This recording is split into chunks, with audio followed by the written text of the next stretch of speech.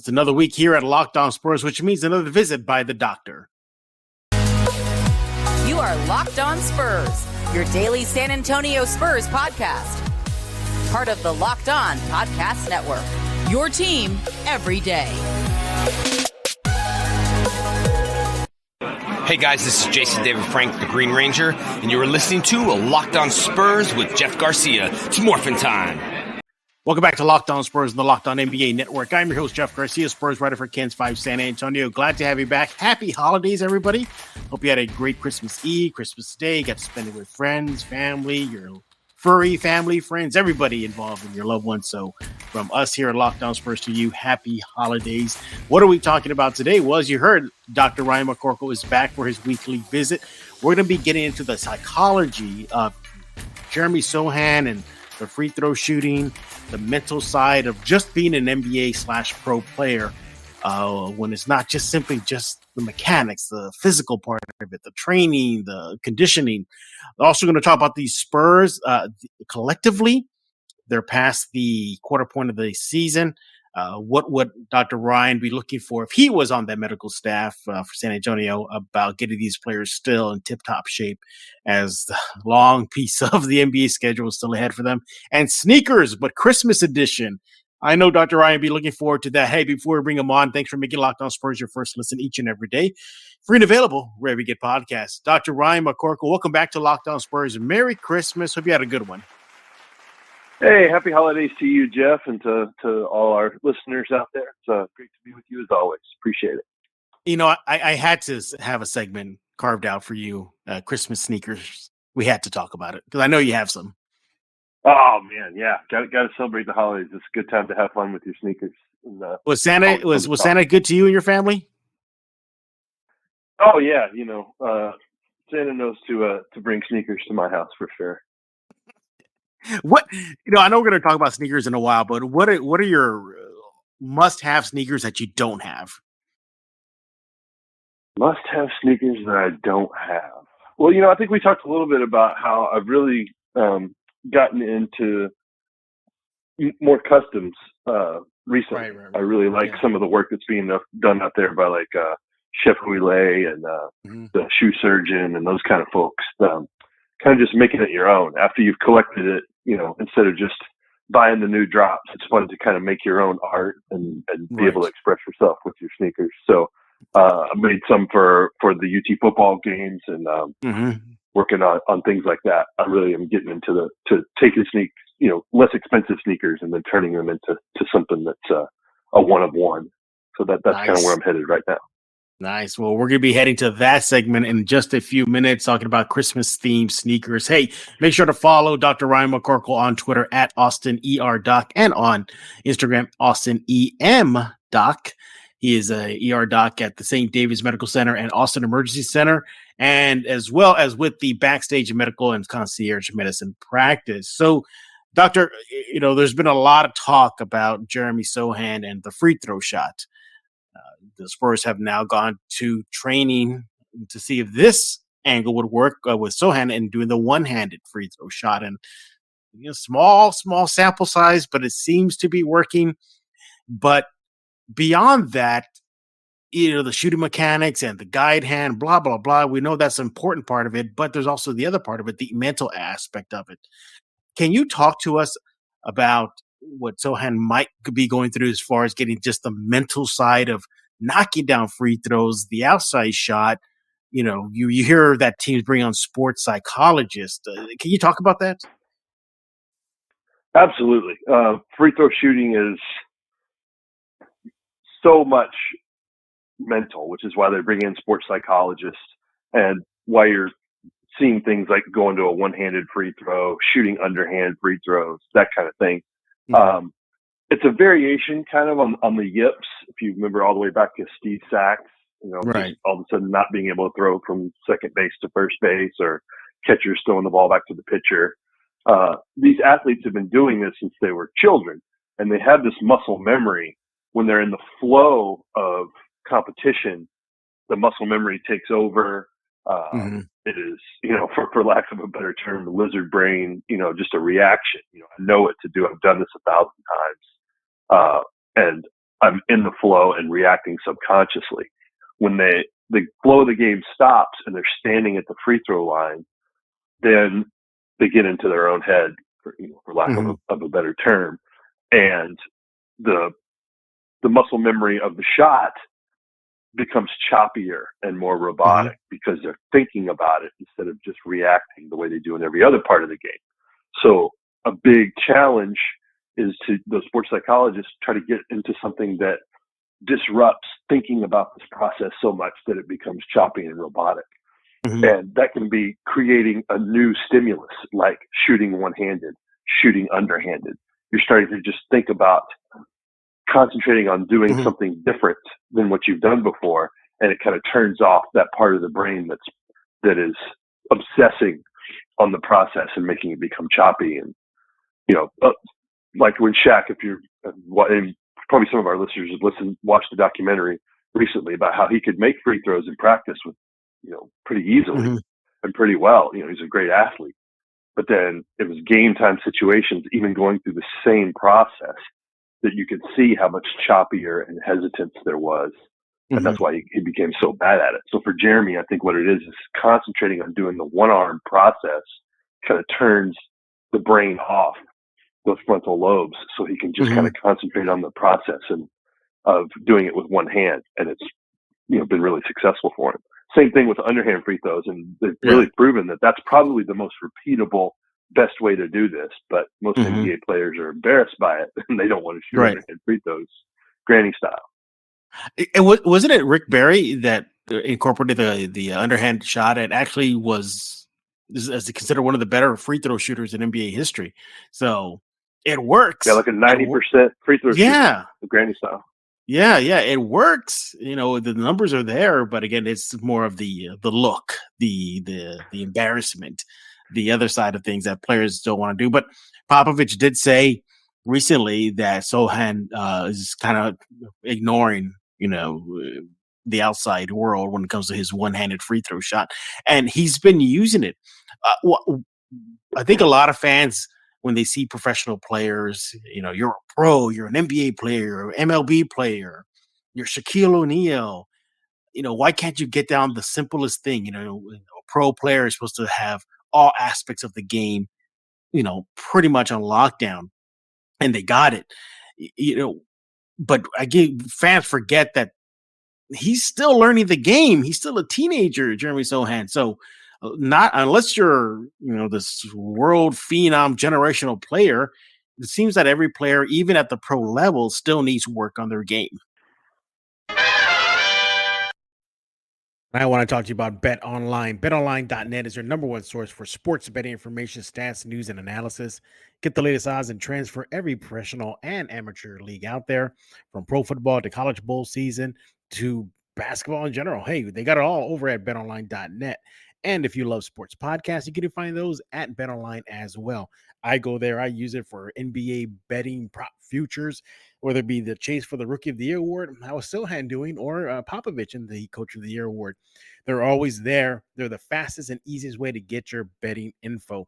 Head to the website today. Use your mobile device. Go learn more over at BetOnline. Once again, BetOnline.net. That's where the game starts.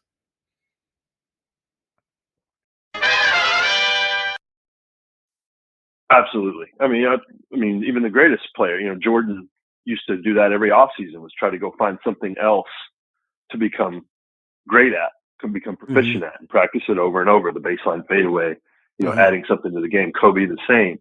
Like you said, Jeremy is a teenager, and this is not unique to Jeremy either. You've seen many NBA players who've risen to the highest level of basketball continue to have difficulty with this particular process, because it's not in the flow of a game.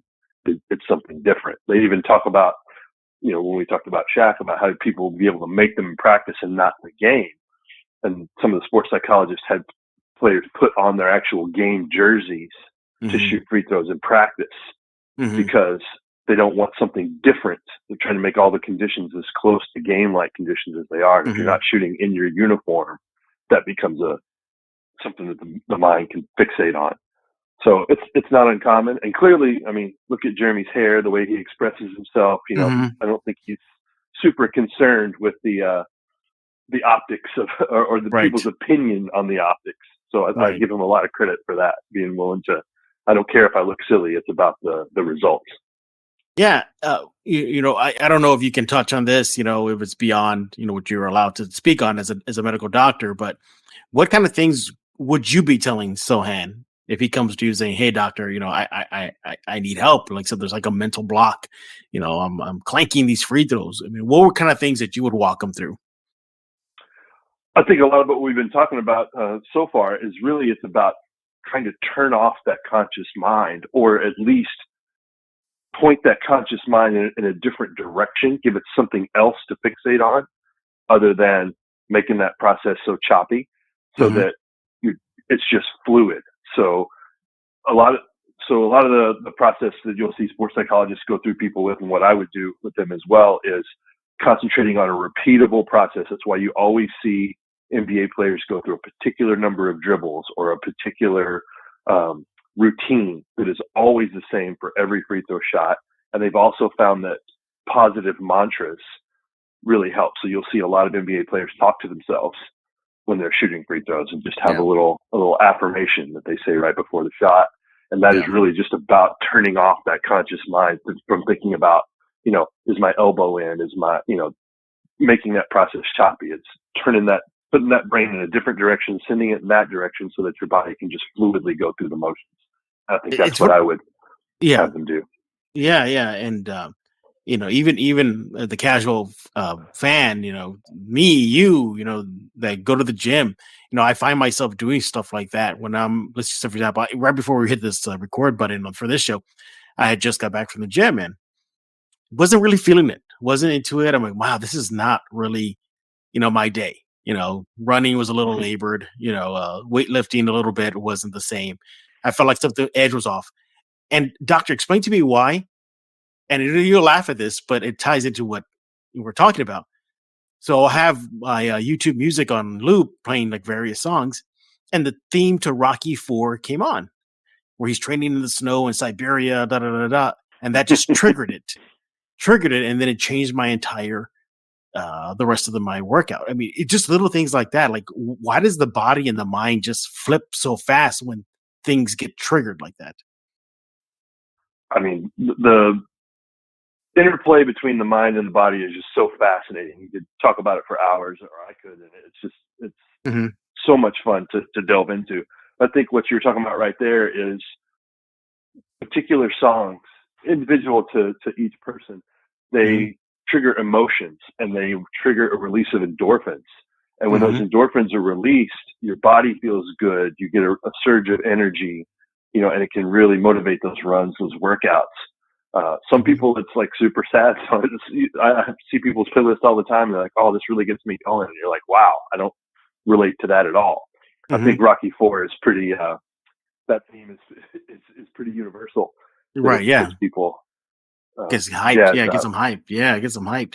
There's even little things too. For example, like we see in the NBA. Was it Karl Malone? He would mumble something to himself before he made the free throw. I think Tim Duncan before every game had to hug the ball. And I think it was DeJounte Murray or Tony, or it was a Spurs guard, recent guard. I think it was DeJounte Murray. He had to.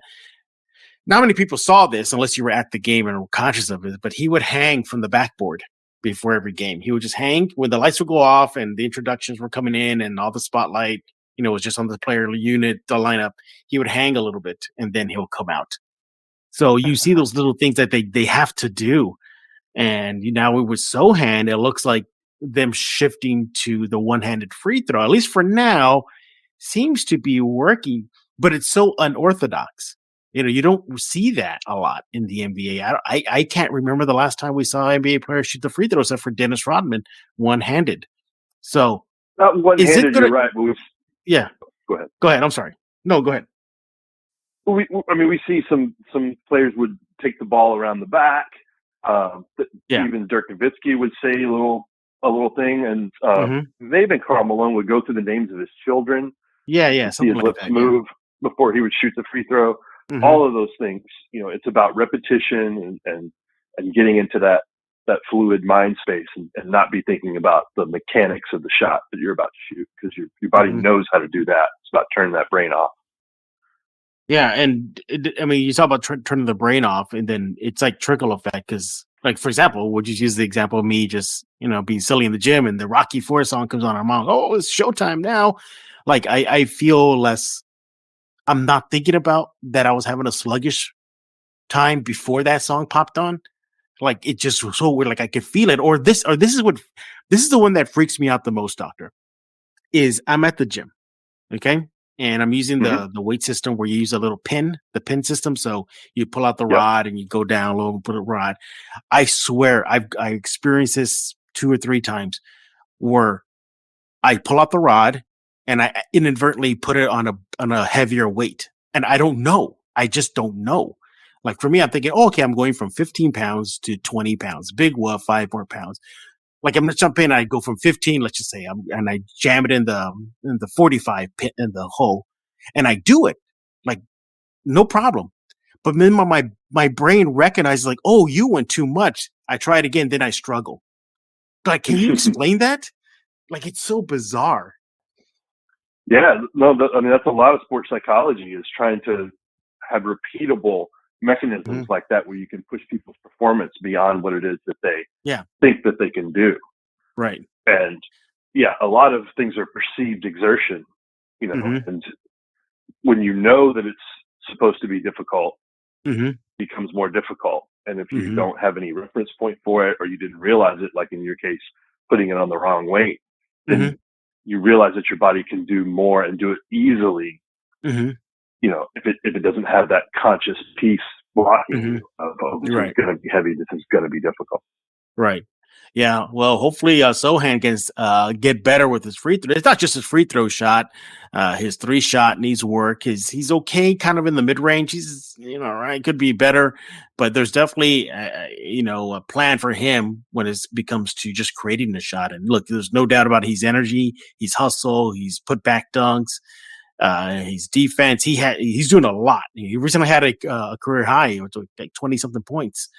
So the goods are there. It just feels like the Spurs are just trying to fine tune him in other aspects. And right now it could be the mechanics of his free throw shot, and then the mental side of it as well. Once again, we're here with Dr. Ryan McCorkle, back for his weekly visit right here on Locked On Spurs. Make sure to follow him on Twitter at AustinERDoc. And once again, he is an ER doc, at St. David's Medical Center, Austin Emergency Center, and with the Backstage Medical and Concierge Medicine practice. Doctor, so speaking of the Spurs, let's talk about this now. They're past the quarter point of the season, and, not halfway yet, but, it's going to get some lean months ahead. The dog days of the NBA season is ahead, and players' bodies are going to start wearing down a bit. The mental side of things are going to kick in.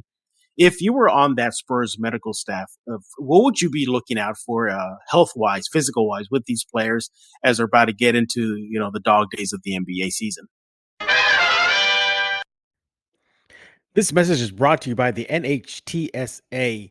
You're hanging out with some friends and putting back a few drinks. A few becomes too many, and as the evening comes to an end and people start to head out, you think of calling a ride. Nah, you live nearby. You can make it home okay. It's no big deal. What are the odds you're going to get pulled over anyway? What's the worst that could happen? Your insurance goes up, you lose your license, you lose your job, total your car, or you kill someone. Everyone knows about the risk of drunk driving. The results are tragic and often deadly. However, that doesn't stop everyone from getting behind the wheel while under the influence. That's why police officers are out there right now looking for impaired drivers on our roads to save lives. So, if you think you're okay to drive after a few drinks, think again. Play it safe and plan ahead to get a ride. It only takes one mistake to change your life or someone else's life forever. Drive sober or get pulled over.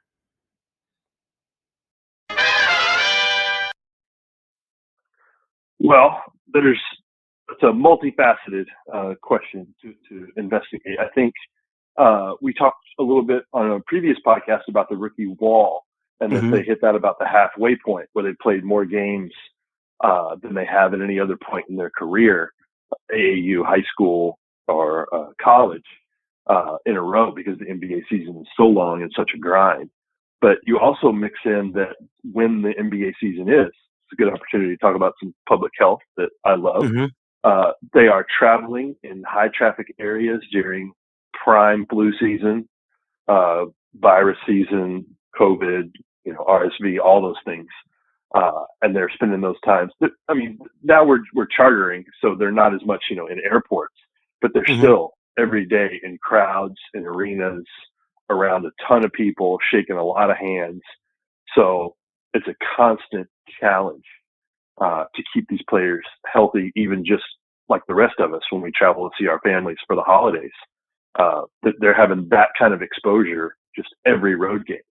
When you compound that with the inevitable wear and tear of traveling constantly, just the not sleeping in your own familiar bed, eating in different places, eating different things, and just this, even though they travel in extraordinary luxury, it's still the lack of repeatable routine, and it creates stress not just on the mind but on the body as well. So we're getting into the quarter of the season where they've been doing that on such a regular basis that it's starting to take a toll. And for most of them, that's pretty new. It's a different, being in 3 different cities in a week is different than playing in college and doing 1 road game a week, or maybe 2 or 3. So that's starting to wear on them. We're also reaching that point in the season where you're going to get some overuse injuries. It's not quite that rookie wall of just deconditioning, but it's that point where the joints are starting to hurt, the back is starting to hurt, just from the workload. And so you're dealing with all those things at the same time during this part of the season. So you're going to see people start to spend more time on injured reserve. And the Spurs staff, I think, is really good about kind of rotating people out for that quote unquote load management. But that's a real thing, not just, for individual players, but each player kind of needs a little bit of a break, we find. I know that players they'll point back to the 70s and 80s and be like, they played all 82 games every year for quite some time, but careers were shorter then, and the physicality of the league, the athletic ability of the players that they're going up against every night wasn't on the same level.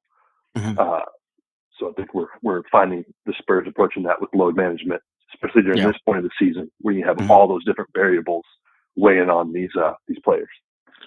Yeah, I think Devin Vassell recently, after a game, it was brought to his attention that the season is already past the quarter point, and he looked at the camera and was like, "Really?" Like, oh, like he looked like, oh my, like that expression of it's just begun.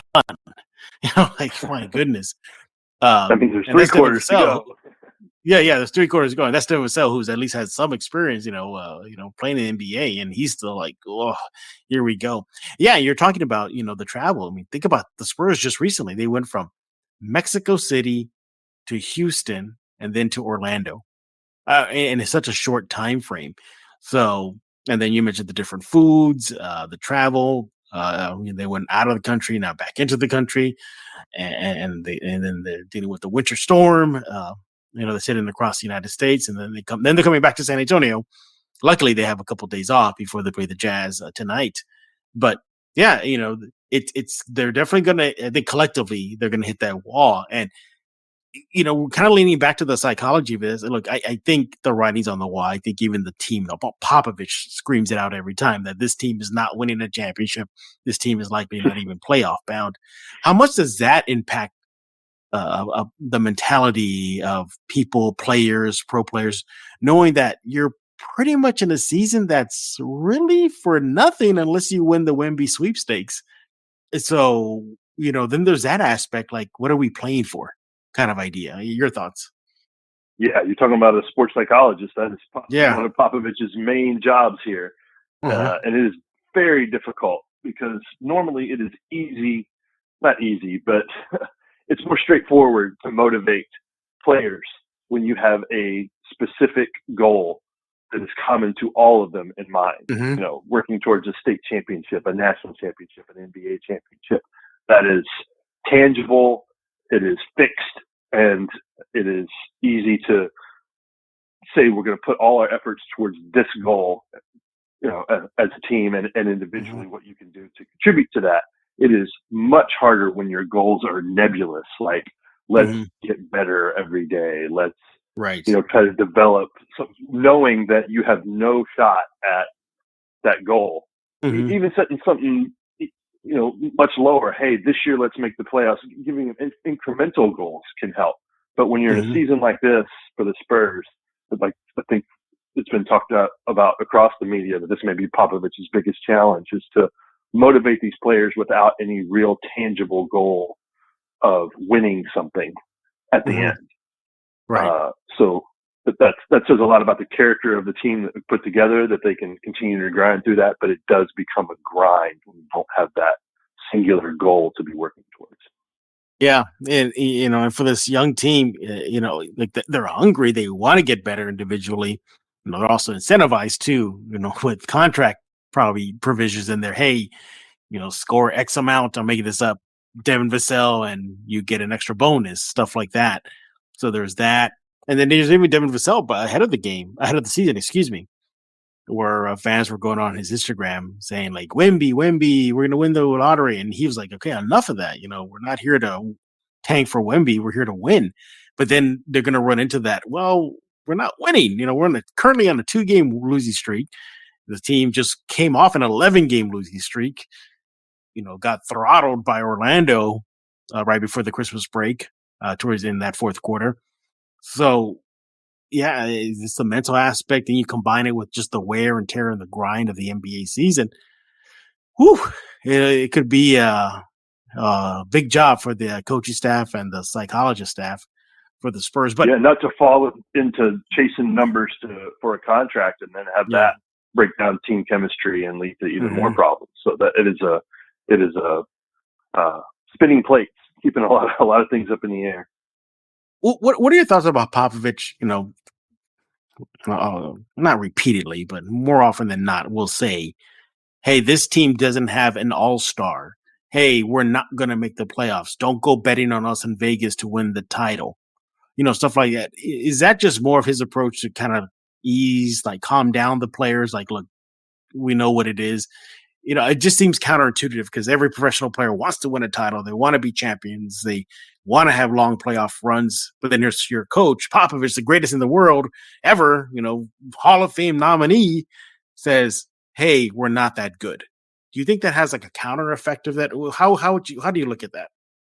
I think he's setting expectations so that the players don't feel like a failure. If you tell them, hey, this is not expected of us. These are the expectations we have for you, but these are the expectations that we don't have for you. So that if you don't reach this, you don't feel like you're a failure or you're a loser or you're feeding into some mentality that's going to be pervasive for the rest of your career. Set those incremental goals.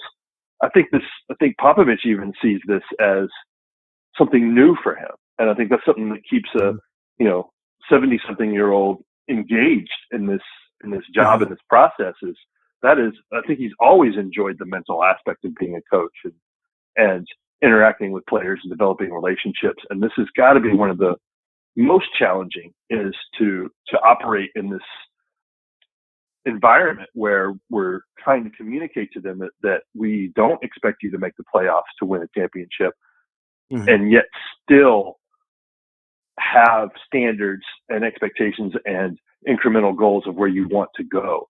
That is probably way more difficult than just saying, hey, we're going to try to make the playoffs. We're going to try to win this championship. And I think it's fascinating to see him go about it and try to motivate them in that environment. Yeah. He quipped recently that when he's looking back at his career, he's saying back when he started, he had Tim, Tony, and Manu. And he goes, that was easy. He goes, all I had to do is sit back, relax, and watch. They didn't really need me. He goes, he finds himself in a situation where players need him. They need him to coach. It's easy. Here, Tim, have fun. Go 4 down, everybody. Just give him the ball. Now it's, okay, Sochan, do this. And Vassell, run here. And defensively, you're doing this. You see him doing a lot more coaching. And he has. I think that's being a little self-deprecating.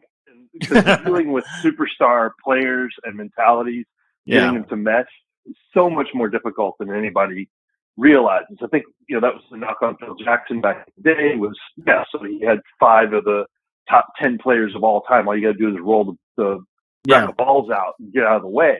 but clearly that wasn't the case. Shaq and Kobe implode without without Phil being there to make things work. So I think Popovich is underplaying how much he was involved in those championships. But it's a variation, right? Because it's not Rick Pitino going, Larry Bird's not walking through that door, Kevin McHale's not walking through that door. He's not pulling that same Tim Duncan's not walking through that door, Tony Parker's not walking through that door, Manu Ginobili's not walking through that door. But he's doing it in a much more subtle, elevated way because he's a better coach than Rick Pitino. Yeah, exactly. And well, look, the Spurs are definitely about to hit the dog days of the NBA season very, very soon. And of course, Dr. Ryan McCorkle will be here on Locked On Spurs to discuss that aspect once it gets to that grind of the season, which is right around the corner. Once again, we're with Dr. Ryan McCorkle. Follow him on Twitter at AustinERDoc. He's with the Backstage Medical and Concierge Medicine Practice. Now it's time for the fun part of this show, Doctor's favorite segment the last 3 times he's been on, and that's all about sneakers. Hey, look, it is a holiday season. Christmas was just yesterday, but we're going to hang on to that and talk about Christmas sneakers. To this day, Doctor, my favorite Christmas edition sneakers are still the Matt Bonner's Christmas quote-unquote sneakers, where he simply just took a Sharpie and drew a snowman on a New Balance pair of shoes, his own freehand. That's still my favorite Christmas edition sneakers. But a little bird told me that you have some very nice Christmas sneakers in your collection. What do you got? Well, I'm just kind of doing a variation on just using what I have, right? That's what everybody does. We use the tools we have to work with. So I take a pair of the Jordan 1 Pine Green and Sail shoes that I usually wear for the Austin FC games. I have one with black laces and one with green laces. So I take the green lace shoe and then my bread toe Jordan 1s that I've aged and wear them together with red laces in those. So I have a green shoe and a red shoe. And, I take my kids to the elf party at the Alamo Draft House every year, and I wear the full elf costume with my one green Jordan 1 and my one bread toe Jordan. So that is the holiday sneaker go-to for me, is red and green for the season. But nice. There's a ton of holiday sneakers. It's a long tradition. Jordan releases this special edition at the holidays. In recent years, it's usually been a variation on the 11, starting with the Concords many years ago. This year, it's the Cherry Red 11, and they recreated the first 85 Jordan Christmas ad with Santa's feet coming down through the chimney. It was originally the Chicago colorway, red, white, and black Jordan 1, and this year it's those Cherry 11s, which is pretty cool sneaker release for the holidays. And then for the younger folks, it's the classic has been the Kobe Grinch edition for people that are a little bit younger than you and I, Jeff. Well, I'm trying to think back of Spurs Christmas edition, aside from the jokey one that Matt Bonner did, but the only one I could think of, why do I remember Tim Duncan having one? Why does that come to mind? I think they usually introduce a new colorway, usually on the Christmas Day game. Yeah. But it was usually something subtle for Tim. He would go from an all black to like a silver edition for the Christmas and the few games thereafter. And then there would be a white and black to start the season, a silver around Christmas, and then the playoff editions were usually all black. Yeah. If you look at your Twitter right now, I just sent you a photo of the Matt Bonner Christmas edition sneaker. You'll have a kick out of that. So, but yeah, I think there's been a lot of Christmas edition sneakers just across the NBA and NBA players. But and I think there's a lot of they get them a lot of custom made. I think they reach out to customizers to cobble something together for the Christmas Day, especially yesterday. There's X amount of Christmas Day NBA games. There's 6, 7, 8 of them. So I'm pretty sure, we're recording this before Christmas Day, by the way, everybody, but pretty sure there were a lot of Christmas edition sneakers, and it's good. I like that. It adds a lot of more fun, and there's a lot of sneakerheads out there. From you, from me, I'm at your level. I always call myself more of a sneaker appreciator than a sneaker head. I gotta appreciate them. I'll definitely enjoy them. I love to talk about them, but I'm not at your level. No, not even close. But so I just sent you that picture. What did you think? Oh man, you gotta love one of ones. I gotta wonder what this Matt Bonner New Balance would go for on StockX. You know, being a complete one of one. It's pretty awesome. And I do love the special edition Christmas. I love any opportunity for their, you know, to express some individuality and to see some new colorways. And like you said, you know, especially with the internet and Twitter and Instagram and those kind of things now, there's whole sites dedicated to just individual players' colorways and all the different shoes that they put up. So it's kind of fun to go down that rabbit hole. I guess Luka Doncic is a good site where they go through every variation of the colorways that he's worn and when he changes them at halftime. You're seeing a lot of players will switch color shoes even during a game, coming out from a quarter or a halftime. And so it's a lot of fun to kind of go down that rabbit hole sometimes. You know you want those Matt Bonner New Balance Christmas Day sneakers. You know you want those. Oh, absolutely. You can mow the lawn in them, go full dad mode in the Bonner New Balance. We're done talking. We want to hear from you. What do you think about the situation with the Spurs trying to work with Jeremy Sochan? Simple, just fixing the mechanics, or you think it's fixing mechanics as well as getting his mind right? And what do you think about the Spurs collectively is about to hit the dog days of the NBA season soon? And share with us your favorite Spurs or just NBA Christmas Day sneakers. We'll love to hear from you. Once again, you can follow Dr. Ryan McCorkle on Twitter at AustinERDoc, on Instagram at AustinEMDoc. What you got going over there at Backstage Medical and Concierge Medicine Practice, Doctor?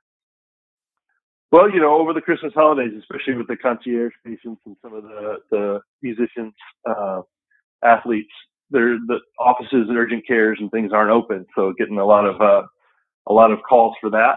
Not a lot of concerts here between Christmas and New Year's other than Christmas concerts, but we've got some big ones coming up at the beginning of the year with Bruce Springsteen coming here to Austin. That's going to be a big fun one in February. And then we just got the schedule for Austin FC. So I've been hard at work getting the doctor's schedule all set for the Austin FC season from February all the way through July.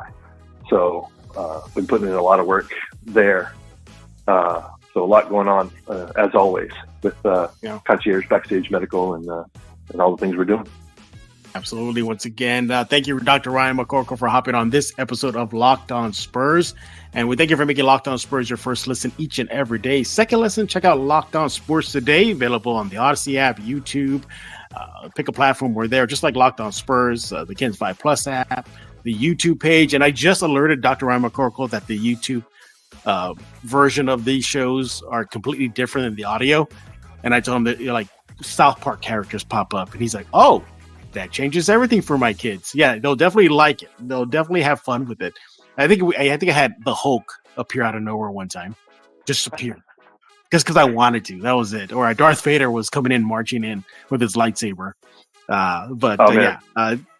It's fun. It's fun. The 12-year-olds will be much happier about watching that than they are. Oh yeah, I'm going to sit down and listen to Daddy's podcast for half an hour with Jeff. Half an hour. Yeah, exactly. But we're done. Last thing for the listeners. When you shoot your free throws, spin the ball, 2 taps with the right foot, bend the knees, follow through. That's been my free throw ritual for 30 years now. So that's my endorsement right there. Spin ball, 2 right foot taps, bend the knees. Watch, everybody's going to be shooting 100% now from the free throws, whether at the gym or on the NBA stage. But yeah, we're done talking. Again, let us know what you're thinking. So for Dr. Ryan McCorkle, I am Jeff Garcia. We're going to put a lock on this episode of Locked On Spurs.